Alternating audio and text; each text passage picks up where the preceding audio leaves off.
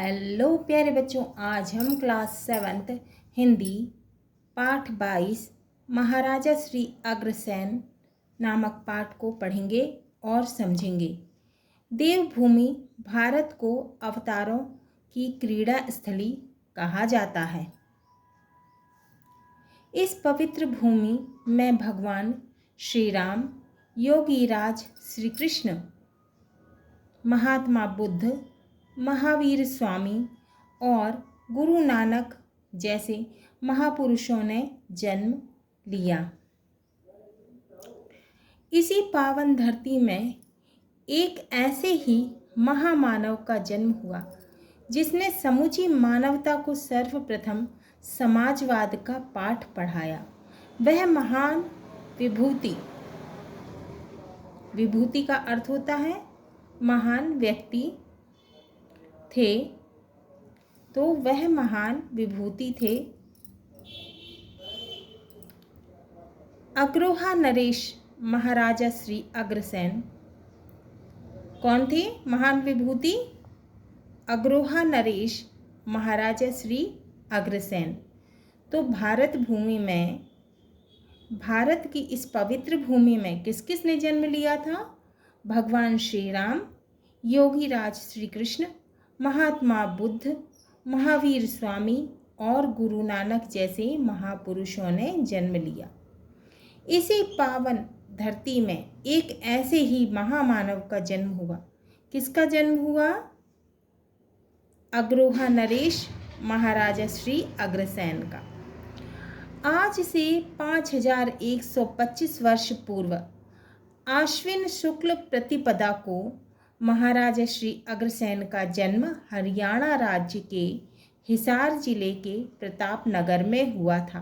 कहाँ पे हुआ था महाराजा अग्रसेन का जन्म? हरियाणा राज्य के हिसार जिले के प्रताप नगर में हुआ था। उनके पिता का नाम महाराजा वल्लभ था। उनके पिता का नाम क्या था? महाराजा वल्लभ। महाराजा श्री अग्रसेन जी की शिक्षा उज्जैन के तांडव्य ऋषि के आश्रम में हुई। किसके आश्रम में हुई थी? तांडव्य ऋषि के आश्रम में। कहाँ पर? उज्जैन में। किसकी शिक्षा हुई थी? महाराजा अग्रसेन की। तो महाराजा श्री अग्रसेन जी की शिक्षा उज्जैन में तांडव्य ऋषि के आश्रम में हुई। वह बचपन से ही बड़े आज्ञाकारी और कुशाग्र बुद्धि के थे। कैसे थे? कुशाग्र बुद्धि के माने बहुत तेज बुद्धि के थे। उन्होंने छोटी उम्र में ही वैद्य शास्त्र, धर्मशास्त्र, नीति शास्त्र और राजनीति का गहन अध्ययन किया। गहन अध्ययन किया। उनका विवाह नागलोक के राजा वासुकी की कन्या माधवी से हुआ। उनका विवाह किसके साथ हुआ? नागलोक के राजा वासुकी की कन्या माधवी से हुआ था। शूरवीरता और परोपकार के कारण सभी के प्रिय श्री अग्रसेन जी को महाराजा वल्लभ ने राज तिलक कर स्वतंत्र रूप से राज्य करने का अवसर दिया।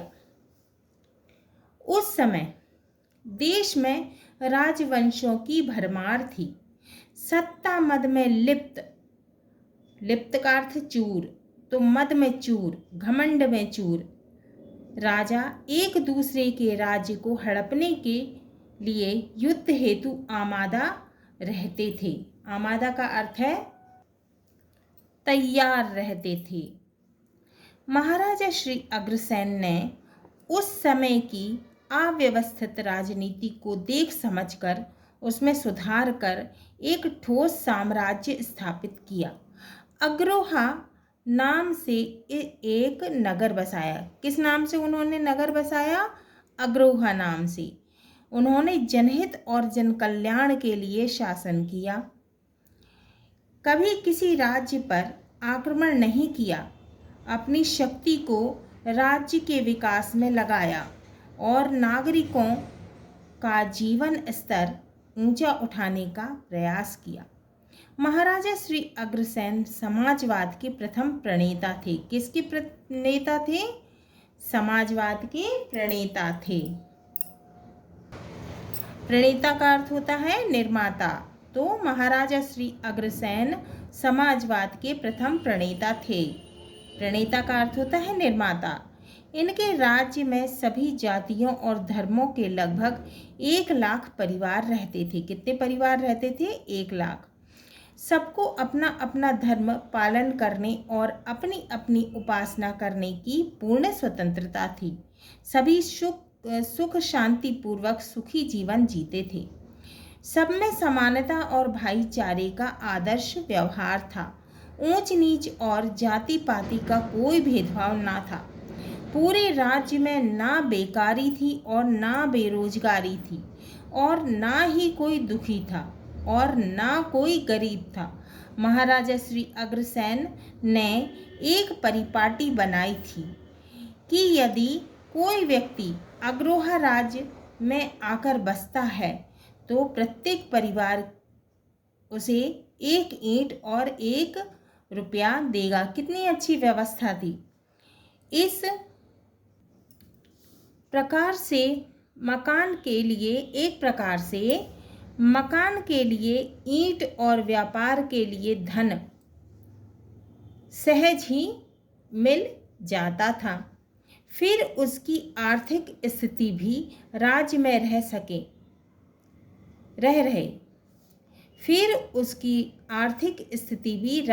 रह रहे सबके समान हो जाती थी।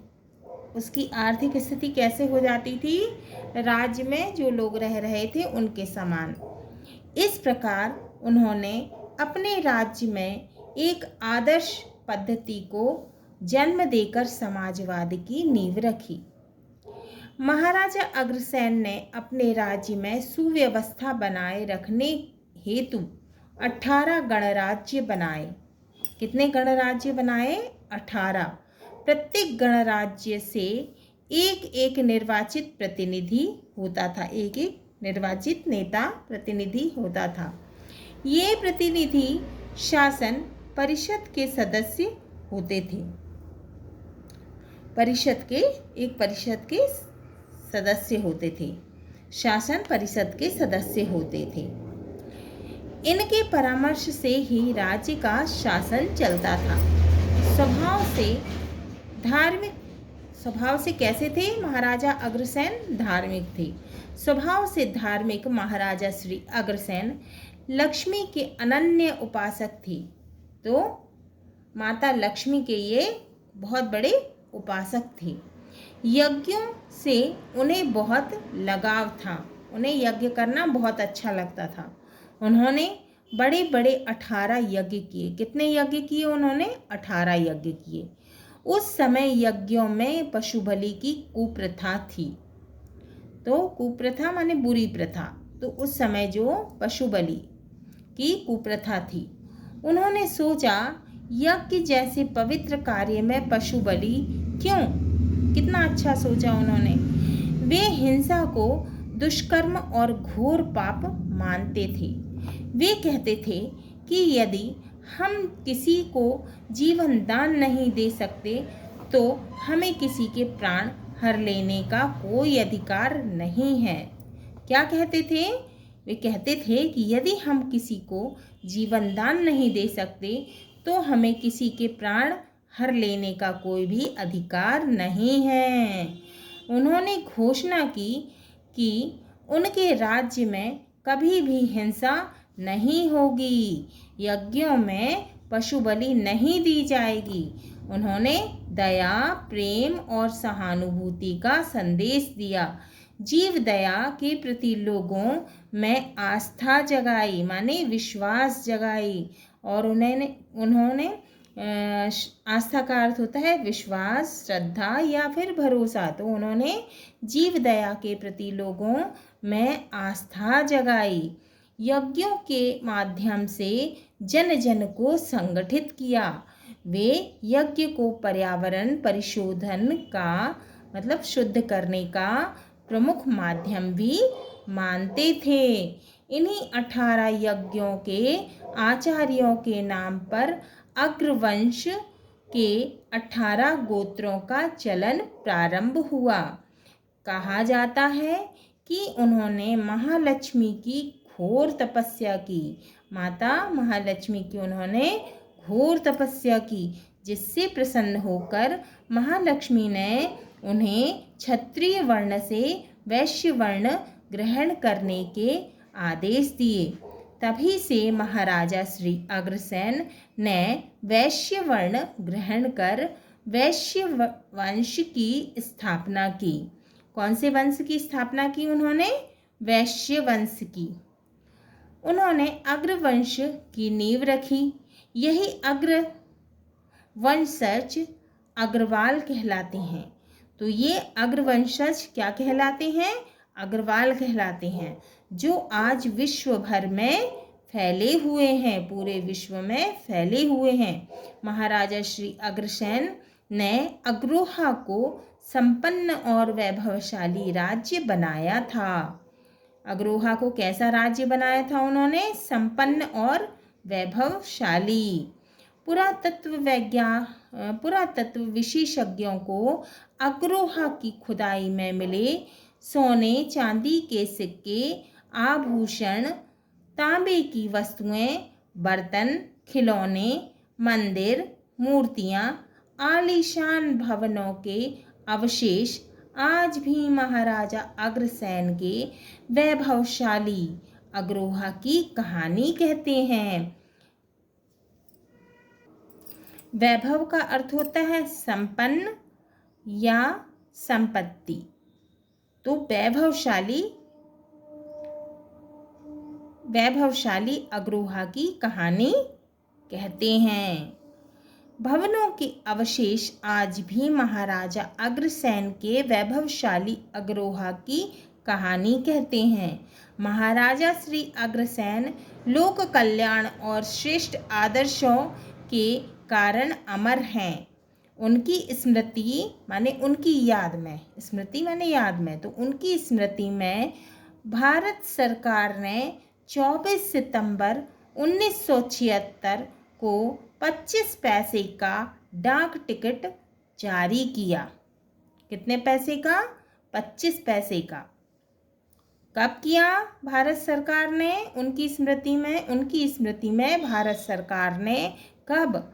24 सितंबर 1976 को कितने पैसे का? 25 पैसे का डाक टिकट जारी किया। एक मालवाहक जहाज और दिल्ली से हिसार तक के राष्ट्रीय राजमार्ग का नाम भी महाराजा श्री अग्रसेन के नाम पर रखा गया। किसका? एक मालवाहक जहाज और दिल्ली से हिसार तक के राष्ट्रीय राजमार्ग का नाम भी महाराजा श्री अग्रसेन के नाम पर रखा गया। मध्य प्रदेश शासन ने भी राजमार्ग क्रमांक 27 इंदौर से उज्जैन का नाम भी अग्रसेन मार्ग घोषित किया है। किसका?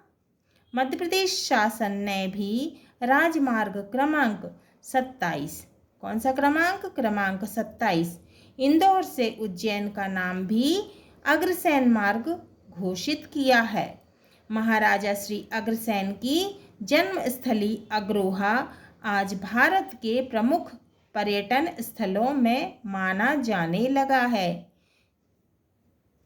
महाराजा श्री अग्रसेन की जन्मस्थान अग्रोहा, कौन सा? अग्रोहा आज भी भारत में प्रमुख पर्यटन स्थलों में माना जाने लगा है और यह अग्रवाल जाति की प्रमुख तीर्थ स्थली है।